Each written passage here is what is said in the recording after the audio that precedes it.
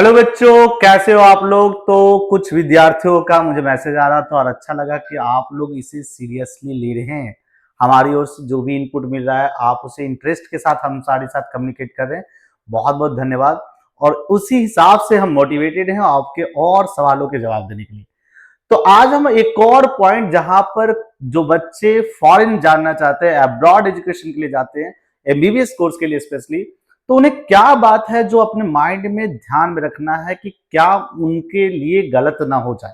क्योंकि अगर आप ऑनलाइन और डायरेक्ट रीच करके जाते हैं तो कुछ चीजें हैं जो आपको ध्यान में रखना होगा, और वो कुछ और नहीं, वो आपका है एनएमसी की गाइडलाइंस।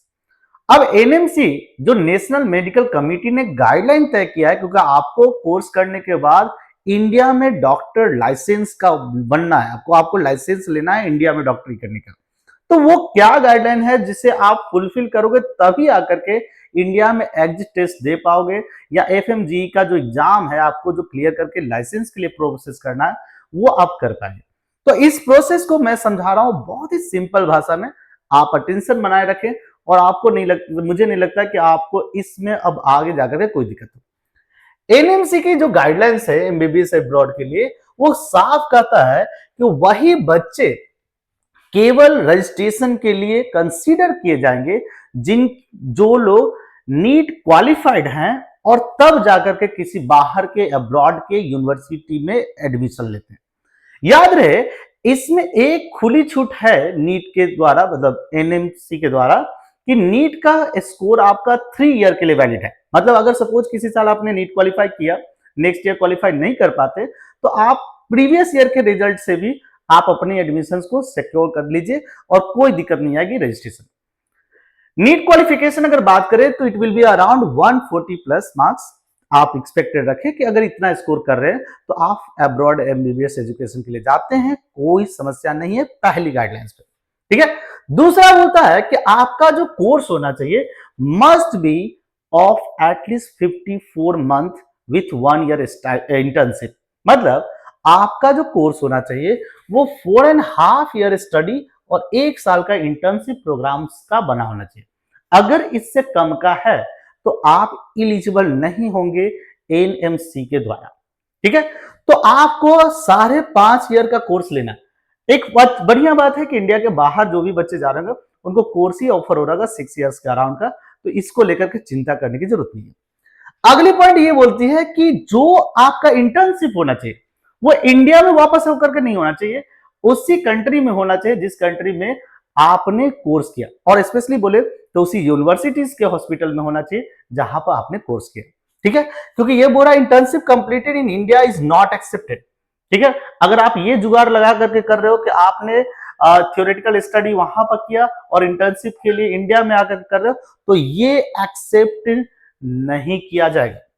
नेक्स्ट पॉइंट ये बोलता है कि medium of instruction must be in English. जो भी कोर्स आपको ले, जो भी यूनिवर्सिटीज, स्टेट यूनिवर्सिटी हो, प्राइवेट यूनिवर्सिटी हो, जो भी आपको मिले, वो आपको जो एमबीबीएस कोर्स करा वो क्लियर मेंशन हो कि वो आपका कोर्स इंग्लिश में कवर किया गया, वहां के किसी और लैंग्वेज में कवर नहीं किया गया। ठीक है ना। तो foreign university must teach entire MBBS course in English, ये कंफर्मेशन मिलना चाहिए, तभी आपको वो एनएमसी अपने लिए एलिजिबल मानेंगे। क्लिनिकल ट्रेनिंग रिक्वायरमेंट, और कहता है कि proper hospital training must be course के दरमियान। तो ये तो हो ही जाता है, इसमें किसी यूनिवर्सिटी और एमबीबीएस कॉलेज को लेकर के कोई समस्या नहीं, केवल ये पॉइंट को ऐड कर दिया गया। नेक्स्ट पॉइंट बोल रहे हैं medical licence eligible in that country. अगर आपको इंडिया में लाइसेंस चाहिए तो आपको ये चीज प्रमाणित करना पड़ेगा कि जो यूनिवर्सिटी जिसने आपका कोर्स कंप्लीट कराया है वो आपको उस कंट्री में लाइसेंस दिलवा पाता है।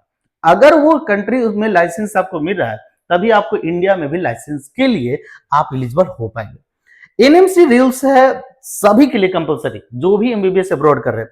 अगर शॉर्ट टर्म में बात करें तो नीट का score card, English medium programme, 5.5 years की कोर्स मिनिमम, और क्लिनिकल हॉस्पिटल ट्रेनिंग होनी चाहिए।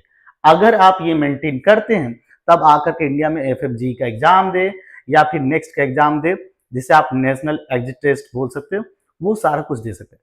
तो एक स्मूथ प्रोसेस के और भी छोटे छोटे बड़े पॉइंट जो भी आपके माइंड में डाउट है, आप हमसे कम्युनिकेट करें।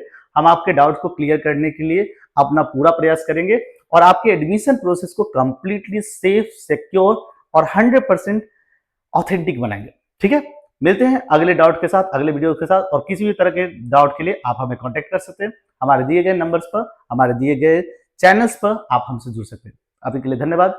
Have a nice day.